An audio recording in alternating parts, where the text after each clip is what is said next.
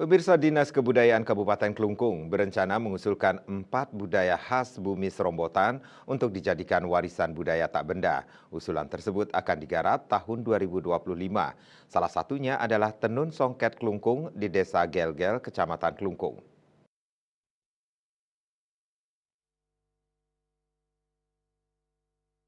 Terhadap upaya tersebut, Desa Adat Gelgel memberi apresiasi dan dukungan penuh agar upaya tersebut dapat direalisasikan.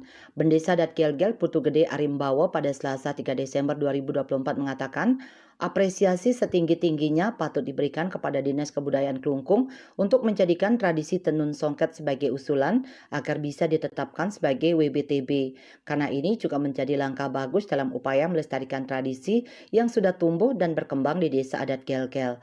Ini akan menambah pengakuan khasanah budaya yang ada di Desa Adat Gelgel karena sebelumnya pada tahun lalu Desa Adat Gelgel juga sudah mendapatkan hak kekayaan intelektual khusus untuk tari baris oncer ganda. Sejak Dinas Kebudayaan Klungkung menyampaikan akan menggarap tenun songket Desa Gelgel sebagai usulan WBTB, pihaknya mengaku cukup antusias.